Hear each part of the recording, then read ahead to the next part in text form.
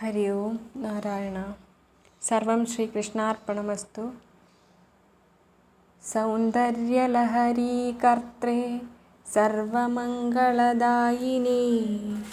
ശങ്കരാചാര്യവർയായ യതിരാജായ തേ നമഃ. ഹരിശ്രീ ഗണപതയേ നമഃ. അവിഘ്നമസ്തു. ശ്രീ മഹാദേവായ നമഃ. ശ്രീ മഹാദേവ്യൈ നമഃ. ശ്രീ ഗുരുവായൂരപ്പാ ശരണം. ശ്ലോകം 34. ശരീരം ത്വം ശംഭോഃ ശശിമിഹിരവക്ഷോരുഹയുഗം തവാത്മാനം മന്യേ ഭഗവതി നവാത്മാനമനഘം. അധശേഷശേഷീത്യയമുഭയസാധാരണതയാ സ്ഥിതഃ സംബന്ധോ വാം സമരസപരാനന്ദപരയോഃ. അല്ലയോ ആനന്ദഭൈരവിയായ ദേവി, ചന്ദ്രസൂര്യന്മാരാകുന്ന രണ്ടു സ്തനങ്ങളോടു കൂടിയ ആനന്ദഭൈരവൻ്റെ ശരീരം നിന്തിരുവടിയാകുന്നു. അല്ലെങ്കിൽ ചന്ദ്രസൂര്യരൂപസ്തനദ്വയത്തോടു കൂടിയ നിന്തിരുവടിയുടെ ശരീരം ആനന്ദഭൈരവൻ്റെ ശരീരമാകുന്നു.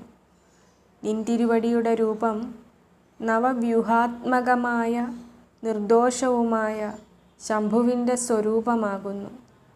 നവവ്യൂഹം എന്നു പറയുന്നത് കാലവ്യൂഹം, കുലവ്യൂഹം, നാമവ്യൂഹം, ജ്ഞാനവ്യൂഹം, ചിത്തവ്യൂഹം, നാദവ്യൂഹം, ബിന്ദുവ്യൂഹം, കലാവ്യൂഹം, ജീവവ്യൂഹം ഇവയാകുന്നു. ശംഭുവിൻ്റെ ശരീരം നിന്തിരുവടിയാകുന്നു. നിന്തിരുവടിയുടെ ദേഹം ശംഭുവുമാകുന്നു. അതായത് ഭൈരവീരൂപമായ നിന്തിരുവടികൾ രണ്ടുപേരും സൂക്ഷ്മത്തിൽ ഒന്നു തന്നെയാകുന്നു. അതുകൊണ്ട് പ്രധാനം അപ്രധാനം എന്നുള്ള സംബന്ധം നിന്തിരുവടികൾ ഇരുവർക്കും ഒന്നുപോലെ സംബന്ധിക്കുന്നതാണ്. ശിവൻ പ്രധാനമോ ശക്തി പ്രധാനമോ എന്നുള്ള ആകാംക്ഷയിൽ ശിവൻ പ്രധാനം, ശക്തിയും പ്രധാനം. ശിവൻ അപ്രധാനം, ശക്തിയും അപ്രധാനം എന്നല്ലാതെ ശിവൻ പ്രധാനം ശക്തി അപ്രധാനമെന്നോ ശക്തി പ്രധാനം ശിവൻ അപ്രധാനമെന്നോ പറയുവാൻ പാടുള്ളതല്ല. ശിവശക്തി യോഗം കൂടാതെ ജഗത്തിലുള്ള യാതൊരു കാര്യവും സംഭവിക്കത്തക്കതല്ലാത്തതിനാൽ പ്രധാന അപ്രധാന ഭാവം ഇരുവർക്കും തുല്യമാകുന്നു എന്ന് സാരം.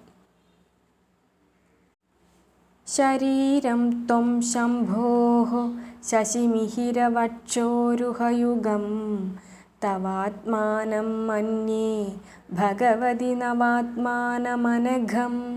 അധശേഷശേഷീത്യയമുഭയസാധാരണതയാ സ്ഥിതഃ സംബന്ധോ വാം സമരസപരാനന്ദപരയോഃ. ശ്ലോകം 35. മനസ്ത്വം വ്യോമത്വം മരുദസി മരുത്സാരഥിരസി ത്വമാപസ്ത്വം ഭൂമിഃ ത്വയി പരിണതയാം നഹി പരം. ത്വമേവ സ്വാത്മാനം പരിണമയിതും വിശ്വവപുഷാ ചിദാനന്ദാകാരം ശിവയുവതിഭാവേന ബിഭൃശേ. മനസ്ത്വം വ്യോമത്വം മരുദസി മരുത്സാരഥിരസി ത്വമാപസ്ത്വം ഭൂമിഃ ത്വയി പരിണതായാം നഹി പരം. ത്വമേവ സ്വാത്മാനം പരിണമയിതും വിശ്വവപുഷാ ചിദാനന്ദാകാരം ശിവയുവതിഭാവേന ബിഭൃശേ. അല്ലയോ ചിച്ചക്തി രൂപിണിയായ മഹാദേവി, മനസ്സ് നിന്തിരുവടിയാകുന്നു. ആകാശവും നിന്തിരുവടി തന്നെ. വായുവും നിന്തിരുവടിയാണ്. അഗ്നിയും നിന്തിരുവടിയാകുന്നു. ജലവും നിന്തിരുവടി തന്നെ. ഭൂമിയും നിന്തിരുവടിയാകുന്നു. നിന്തിരുവടിയിൽ നിന്നും വേറായ ഒരു വസ്തുവും ഇല്ല. നിന്തിരുവടി തന്നെ സ്വസ്വരൂപത്തെ പ്രപഞ്ചാകാരമായി പരിണമിപ്പിക്കാൻ പരമശിവൻ്റെയും പരമഭട്ടാരികയുടെയും രൂപത്തെ ധരിക്കുന്നു. അല്ലെങ്കിൽ ചിച്ചക്തി രൂപേണ ബ്രഹ്മസ്വരൂപത്തെ ധരിക്കുന്നു. അല്ലയോ കുണ്ടലിനി ശക്തി രൂപിണിയായ ദേവി, നിന്തിരുവടി ആജ്ഞാചക്രത്തിലുള്ള മനസ്തത്വമായും വിശുദ്ധി ചക്രത്തിലുള്ള ആകാശതത്വമായും അനാഹത ചക്രത്തിലുള്ള വായുതത്വമായും സ്വാധിഷ്ഠാന ചക്രത്തിലുള്ള അഗ്നിതത്വമായും മണിപൂര ചക്രത്തിലുള്ള ജലതത്വമായും മൂലാധാര ചക്രത്തിലുള്ള ഭൂമിതത്വമായും മാറുന്നു. കാര്യരൂപമായ പ്രപഞ്ചത്തിൻ്റെ സ്വരൂപത്തെ നിന്തിരുവടി സ്വീകരിക്കുമ്പോൾ കാരണരൂപയായ നിന്തിരുവടിയും പ്രപഞ്ചത്തിൽ ഉൾപ്പെട്ടു പോകുന്നു. അതുപോലെ പ്രപഞ്ചവും അതിനു കാരണരൂപയായ നിന്തിരുവടിയിൽ ഉൾപ്പെടുന്നു. അങ്ങനെ വരുമ്പോൾ നിന്തിരുവടിയിൽ നിന്നും വേറിട്ട ഒരു വസ്തുവും ഇല്ല തന്നെ. അങ്ങനെയാകുമ്പോൾ ജഗൽക്കാരണവും ജഗദ്രൂപവും നിന്തിരുവടി തന്നെ. സത്യമായതും നിത്യമായതും പരബ്രഹ്മമായതും നിന്തിരുവടി തന്നെ. മനസ്ത്വം വ്യോമത്വം മരുദസി മരുത്സാരഥിരസി ത്വമാപസ്ത്വം ഭൂമിഃ ത്വയി പരിണതായാം നഹി പരം ത്വമേവ സ്വാത്മാനം പരിണമയിതും വിശ്വവപുഷാ ചിദാനന്ദാകാരം ശിവയുവതി ഭാവേന ബിഭൃശേ. ശ്ലോകം 36. തവാജ്ഞാചക്രസ്ഥം തപനശശികോടിദ്യുതിധരം പരം ശംഭും വന്ദേ പരിമിളിതപാർശ്വം പരചിദാ യമാരാധ്യൻ ഭക്ത്യാ രവിശശിശുചീനാമവിഷയേ നിരാലോകേ ലോകേ നിവസതി ഭാലോകഭുവനേ. അല്ലയോ മഹാദേവി, നിന്തിരുവടിയുടെ ആജ്ഞാചക്രത്തിൽ വസിക്കുന്നവനായി കോടി സൂര്യചന്ദ്രന്മാരുടെ കാന്തിയോടുകൂടി പരചിത്കലയാൽ ചുറ്റപ്പെട്ട രണ്ടു പാർശ്വങ്ങളോടു കൂടിയവനായി ഇരിക്കുന്ന പരശംഭുവിനെ ഞാൻ വന്ദിക്കുന്നു.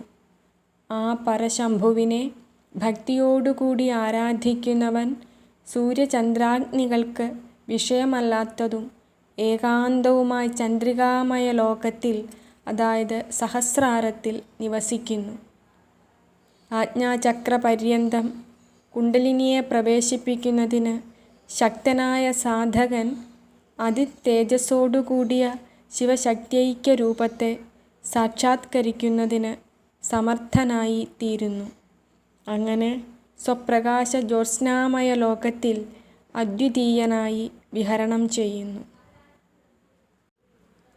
തവാജ്ഞാചക്രസ്ഥം തപനശശികോടിദ്യുതിധരം പരം ശംഭും വന്ദേ പരിമിളിതപാർശ്വം പരചിദാ യമാരാധ്യൻ ഭക്ത്യാ രവിശശിശുചീനാമവിഷയേ നിരാലോകേ ലോകേ നിവസതി ഭാലോകഭുവനേ. ശ്രീ മഹാദേവായ നമഃ. ശ്രീ മഹാദേവ്യൈ നമഃ.